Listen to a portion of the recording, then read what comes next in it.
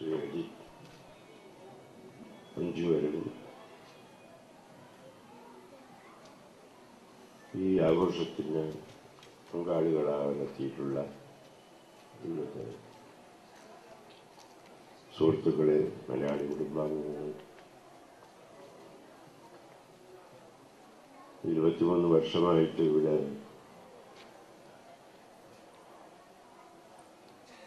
ഈ ആഘോഷം നടക്കുന്നു. ഓണം കഴിഞ്ഞിട്ടാണെങ്കിലും ഒരു വലിയ കൂട്ടായ്മയാണ് ഇവിടെ നടക്കുന്നത്. ഓണത്തെപ്പറ്റി അതൊരു ചരിത്രമാണോ, കെട്ടുകഥയാണോ എന്നൊന്നും ആർക്കും വളരെ വ്യക്തമായി പറയാനോ സ്ഥാപിക്കാനോ പറ്റില്ല.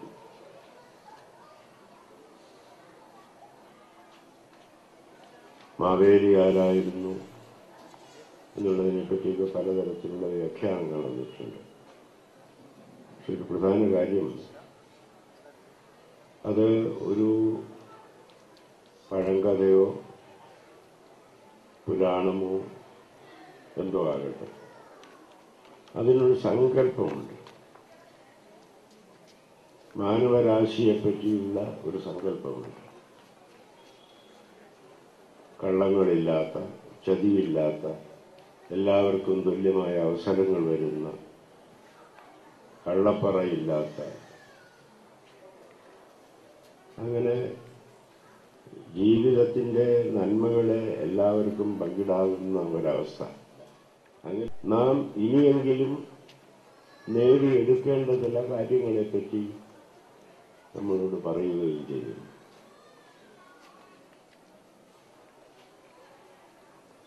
ഓണം കൊയ്ത്തുത്സവമായിരുന്നു,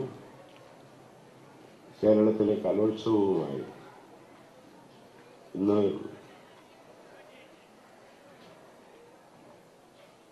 കലോത്സവങ്ങൾ പലപ്പോഴും നടക്കുന്നുണ്ട്.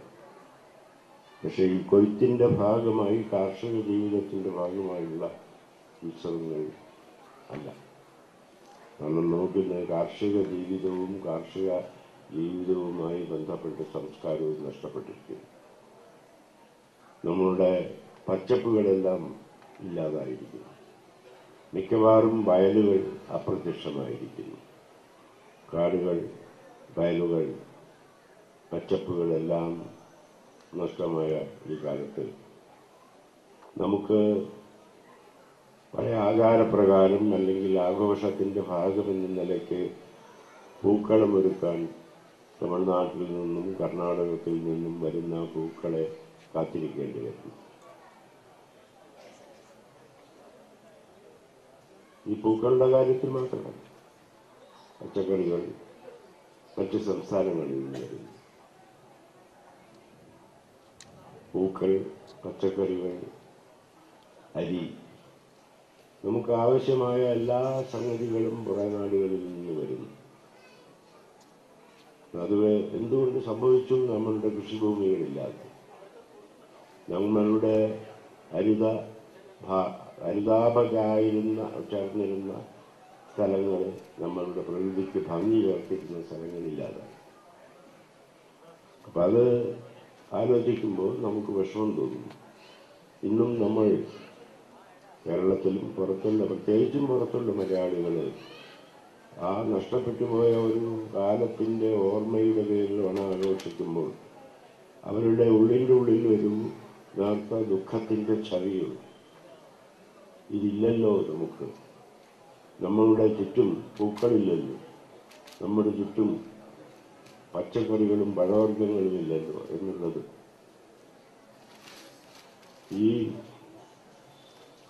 ഇതിനെയൊക്കെ ഒന്ന് തിരിച്ചെടുക്കാൻ സാധിക്കുമോ എന്നുള്ള ഒരു ചിന്ത കുറേ പേരുടെയെങ്കിലും മനസ്സിൽ ഉണ്ടാക്കാൻ ഓണാഘോഷങ്ങൾ സാധിക്കും. കേരളത്തിൻ്റെ പുറത്ത് ഉള്ള മലയാളികളെല്ലാം ഈ ആഘോഷം നടത്തുന്നുണ്ട്. ഇന്ത്യയിൽ ഉള്ള നഗരങ്ങളിൽ മാത്രമല്ല, ഇന്ത്യക്ക് പുറത്തുള്ള സ്ഥലങ്ങളിലും ആളുകളെല്ലാം കൂടിച്ചേർന്ന് ഇതൊരാഘോഷമാക്കും. ഈ ആഘോഷത്തിന് മറ്റൊരു പ്രസക്തി കൂടിയുണ്ട്. നമ്മൾ കുറേ പേര് ഒത്തുചേരുന്നു, പാട്ടും കളികളും ആഘോഷങ്ങളും നടത്തുന്നു, സദ്യ നടത്തുന്നു എന്നതിനപ്പുറത്ത് എന്തുകൊണ്ടോ കുറേ കാലമായി നമുക്ക് നഷ്ടപ്പെട്ടു പോയിരിക്കുന്ന ഒരു കൂട്ടായ്മയുടെ ബോധം വീണ്ടും കിട്ടാനുള്ള ഒരു അവസരം കൂടിയാണ് നൽകുന്നത്. ഇന്ന് നമ്മൾ ഏറ്റവും അധികം വിഷമിക്കുന്നത്, നമ്മെ വേദനിപ്പിക്കുന്നത് ഈ മനുഷ്യർ തമ്മിലുള്ള അകൽച്ചകൾ. ആളുകൾ ഒറ്റപ്പെട്ട തുരുത്തുകളായി മാറും. അതിൻ്റെ ആയിട്ടുള്ള ഒരുപാട് സംഭവങ്ങൾ ഉണ്ടാകും. നമ്മളുടെ വൈദ്യരംഗത്തെ വികാസങ്ങൾ, ഇതൊക്കെ പലതും നമുക്ക് അഭിമാനമുണ്ട്. ഇതേപോലെ തന്നെ പലതും വേറെയും കണക്കുകൾ പറയാറുണ്ട്. അതായത് ഏറ്റവും അധികം ആത്മഹത്യകൾ നടത്തുന്ന സ്ഥലവും കേരളം, ഏറ്റവും അധികം മദ്യം കുടിച്ചു തീർക്കുന്ന സംസ്ഥാനം കേരളമാണെന്ന് കണക്കുകൾ ഉദ്ധരിച്ച് ആളുകൾ പറയും. ഇതൊക്കെ എങ്ങനെ സംഭവിക്കുന്നു എന്നുള്ളത് ഈ പുറമേ വരുമ്പോഴാണ് നമ്മൾ ആലോചിച്ചു പോകുന്നത്. അച്ചടക്കം പലപ്പോഴും പാലിക്കാത്ത നമ്മൾ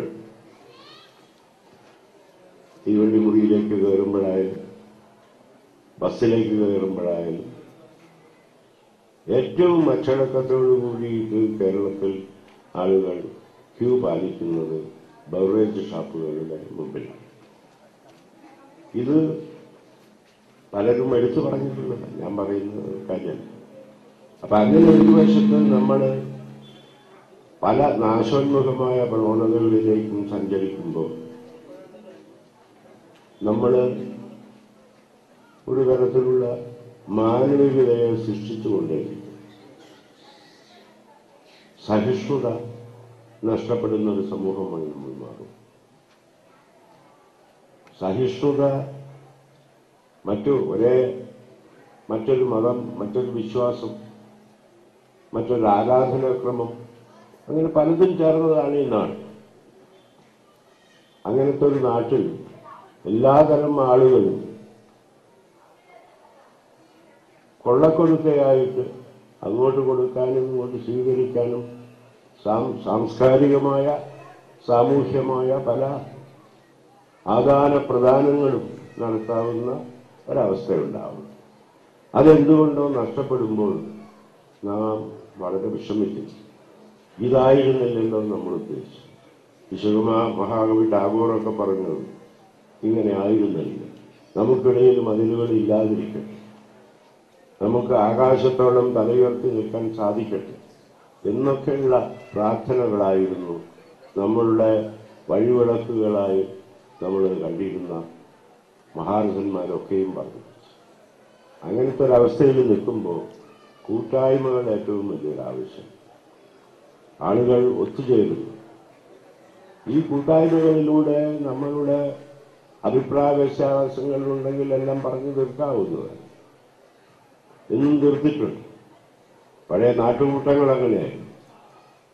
കൊല്ലും കലയിലൂടെ മാത്രമല്ല, വാക്കുകളിലൂടെ, സംവാദങ്ങളിലൂടെയാണ് എല്ലാത്തിനും പരിഹാരം കണ്ടെത്തിയത്. ഇന്ന് നമ്മൾ അതല്ലാതെ അക്രമാസക്തമായ മാർഗങ്ങൾ സ്വീകരിക്കാൻ വേണ്ടി തയ്യാറാണ്. ഇത് നമ്മളുടെ ഉള്ളിൽ വളരെയധികം വേദന വരുന്നു. നമ്മൾ ഈ അവസരത്തിലൊക്കെ നമ്മൾ ഓർക്കേണ്ടത്, നമ്മളുടെ ഭാഷയെ സംരക്ഷിക്കണം. നമ്മളുടെ സാംസ്കൃതിക സംസ്കാരം എന്നൊക്കെ പറയുന്നത് ഇതെല്ലാം ചേർന്നത്. സംസ്കാരം എന്ന് പറയുന്നത് കുറെ വിദ്യാഭ്യാസമോ ബിരുദമോ ഒന്നും കൊണ്ടുണ്ടാകുന്നില്ല. സംസ്കാരം എന്ന് പറഞ്ഞ് മാനസികമായ ഒരവസ്ഥയാണ്. തന്നെക്കാളും കഴിവില്ലാത്തവരുടെ ദുഃഖങ്ങളും വേദനകളും കാണാൻ, അവരെ സഹായിക്കാനുള്ള ഒരു മനസ്സ്, തന്നിൽ നിന്ന് വ്യത്യാസപ്പെട്ട അഭിപ്രായങ്ങൾ പറയുന്നവരെ കേൾക്കാനുള്ള ഒരവസ്ഥ, ഈ മാനസികാവസ്ഥ എല്ലാം ചേർന്നതാണ് സംസ്കാരം. അത് ബിരുദങ്ങളിലോ പാണ്ഡിത്യം കൊണ്ടോ നിൽക്കുന്നുണ്ട്. ഒരു മാനസികമായ ഒരവസ്ഥ.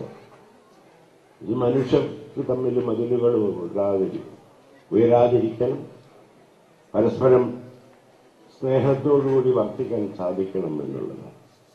ഇതാണ് നമ്മുടെ പഴയ കാലത്തെ കവികളൊക്കെ തന്നെ പറഞ്ഞത്. ഏത് കാലത്തും അങ്ങനെയാണ്. എവിടെയോ ഉള്ള ഒരു സ്വർഗത്തിലെ 1-ാം ക്ലാസ് സ്വർഗം, 2-ാം ക്ലാസ് സ്വർഗം, 3-ാം ക്ലാസ് സ്വർഗം അത് കിട്ടും എന്ന് ഇളം പ്രായത്തിൽ പ്രേരിപ്പിച്ച് എന്തിനും മുന്നിട്ടിറങ്ങുന്ന ആൾക്കാരെ ഒരുക്കുന്ന മതസമൂഹങ്ങൾ. കവി പറഞ്ഞിട്ടുണ്ട്, നമുക്ക് ഇവിടെ തന്നെയാണ് നാഗവും നരകവും. നമുക്ക് സൃഷ്ടിക്കാൻ കഴിയുന്ന സ്വർഗവും നരകവും ഇവിടെ തന്നെ. അതിൽ നിന്നല്ലാതെ മറ്റു തരത്തിൽ നമ്മളിൽ നിന്ന് വ്യത്യാസപ്പെട്ട ആളുകൾ ആയിട്ട് അക്രമത്തിലൂടെയല്ല, അക്രമത്തിലൂടെ ഒന്നും എന്താ നേടിയിട്ടുള്ളത്. ഇന്ത്യയുടെ 1/4 ഭാഗത്തിലധികം ഭരിച്ചിരുന്ന ആളാണ് അശോക ചക്രവർത്തി. ആ കാലത്തെ ചരിത്രത്തിലെ മാപ്പുകളൊക്കെ നോക്കിയാൽ 1/4 ഭാഗത്തിലധികം അശോക ചക്രവർത്തിയുടെ കയ്യിലായി. എന്ന് അദ്ദേഹത്തിന് കലിംഗ യുദ്ധം കഴിഞ്ഞപ്പോൾ ഈ യുദ്ധം കൊണ്ട് എന്തു കാര്യം, എന്തു നേടി എന്ന് തോന്നി. ഈ ചോരചരിച്ചിൽ കൊണ്ട് എന്തു നേടി എന്ന് തോന്നി. അശോക ചക്രവർത്തിയുടെ പിന്മുറക്കാർക്ക്, യുദ്ധമതാരികായകൾക്ക് ഇവിടെ വലിയ ഇതൊന്നും ഉണ്ടായില്ല. അല്ലെങ്കിൽ അവർക്ക് വേണമെങ്കിൽ ഈ കഷ്ണം ഒഴികെ ബാക്കിയുള്ള സ്ഥലം മുഴുവൻ അക്കാലത്തെ ബുദ്ധിസ്റ്റുകളുടെ ആയിരുന്നു എന്ന് അവകാശപ്പെട്ടു. ഇതുകൊണ്ടൊന്നും നേടുന്നില്ല എന്ന് പറഞ്ഞ് അദ്ദേഹം തന്നെ മക്കളെയൊക്കെ വിദേശങ്ങളിലേക്ക് അയച്ചത് ഒരു പുതിയ പ്രസ്ഥാനത്തിന്റെ പുതിയൊരു തത്വശാസ്ത്രം പ്രചരിപ്പിക്കാനായി. ആ തത്വശാസ്ത്രത്തിലൂടെയാണ് ഗാന്ധിജി ഒക്കെ നമ്മളെ പുതിയ ഉണർവുകൾ ഉണ്ടാക്കിയത്. മൺമറഞ്ഞു പോയ നമ്മളുടെ നേതാക്കളൊക്കെ തന്നെ നമുക്ക് ഏറ്റവും അധികം വെളിച്ചം പറഞ്ഞു തന്നവരൊക്കെ ഉണ്ടാക്കി. അപ്പൊ അതെല്ലാം വെക്കുമ്പോഴാണ് നമുക്ക് ഈ കൂട്ടായ്മകൾ, ഒത്തുചേരലുകൾ, അതിലൂടെ പലതരത്തിലുള്ള ഭാഷകൾ സംസാരിക്കും, പലതരത്തിലുള്ള ആചാരക്രമങ്ങളുള്ളത്, വസ്ത്രവിധാനങ്ങളുള്ളത്, പ്രാർത്ഥനാ ക്രമങ്ങളുള്ളത്, ഇവർക്കൊക്കെ തന്നെയും ഇതിനപ്പുറത്ത് ഒരുമിച്ച് നിൽക്കാവുന്ന ചില മേഖലകളുണ്ട്. അത് ഈ രാഷ്ട്രം, ഈ ജനത, ഈ കാലഘട്ടം ഇതിനെ മുന്നിൽ വെച്ചു അതിനുള്ള ചിന്തകൾ ഉണർത്താനാണ് നമ്മളുടെ മനസ്സിലുള്ള എല്ലാറ്റിനും പെട്ടെന്നൊരു പരിഹാരം കണ്ടുവരുന്നത്. പക്ഷെ അപകടകരമായ വഴിക്കാണ് സഞ്ചരിക്കുന്നത്. താഴെ വളരെയധികം ദുരിതങ്ങളുടെ പടുകുഴികളാണ് കിടക്കുന്നത്, അതിന്റെ വക്കിലൂടെയാണ് നിങ്ങൾ പോകുന്നത് എന്ന് സമാന മനസ്കരായ ആളുകളിലൂടെ സന്ദേശം പ്രചരിപ്പിക്കാൻ കഴിയുക എന്നുള്ളതാണ് ഈ കാലഘട്ടത്തിൽ നമുക്ക് ചെയ്യാൻ കഴിയുന്ന ഏറ്റവും വലിയൊരു കാര്യം. നമ്മുടെ ഭാഷയെ അന്യം വന്നു പോകാതെ സംരക്ഷിക്കുക, നമ്മളുടെ പ്രകൃതിയെ തീർത്തും മൺമറഞ്ഞു പോകാതെ നിലനിർത്താൻ ശ്രമിക്കും. ഇനിയും ഭരിക്കാത്ത ഭൂമി വലിയത്. അതിന്റെ അന്ധവിശ്വാസത്തിന് സാക്ഷിയായി നിൽക്കുമ്പോൾ ഇനി അതിനെ ഉയർത്തി അതിന്റെ ജീവൻ നിലനിർത്താൻ എന്തു ചെയ്യണം എന്ന് സ്വയം ആലോചിക്കും. നമ്മളുടെ പച്ചപ്പുകളെ, പ്രകൃതിയെ, ഭാഷയെ ഒക്കെ തന്നെയും നിലനിർത്തിക്കൊണ്ട് അങ്ങനെ വരുമ്പോഴാണ് നാം ഒരു സംസ്കാര സമ്പന്നമായ ജനത എന്ന് പറയുന്നത്. ആ സംസ്കാരത്തിൻ്റെയൊക്കെ ഭാഗമാണ് ഈ പഴയ കാലത്തെ നമ്മൾ ഓർമ്മിച്ചുകൊണ്ട് കള്ളങ്ങളില്ലാത്ത, ചതിവില്ലാത്ത, കള്ളപ്പറയില്ലാത്ത, എല്ലാവർക്കും തുല്യമായ അവസരങ്ങളുണ്ടായിരുന്നൊരു കാലത്തെ പറ്റിയുള്ളൊരു സ്വപ്നം. അത് ചരിത്രമോ സ്വപ്നമോ കെട്ടുകഥയോ എന്തോ ആകട്ടെ, എന്നും നമ്മളുടെ മുന്നിൽ ഒരു തത്വശാസ്ത്രം പോലെ അത് കിടക്കും. അതിൻ്റെ ഭാഗമായിട്ടാണ് ഞാൻ ഈ വലിയ ഉത്സവത്തെ കാണുന്നത്. മലയാളികളോട് ഒത്തുചേരുന്നു, മറ്റു ഭാഷക്കാരും ഇവിടെ വന്നു ചേരുന്നു. ഈ ഭാഷകൾ തമ്മിലുള്ള വ്യത്യസ്ത ഭാഷകളാണെങ്കിലും ഇതെല്ലാം ഒരു ചരടിൽ ചേർത്ത പുഷ്പങ്ങളാണ് എന്ന് പണ്ടേ നമ്മളുടെ ആചാര്യന്മാർ പറഞ്ഞു.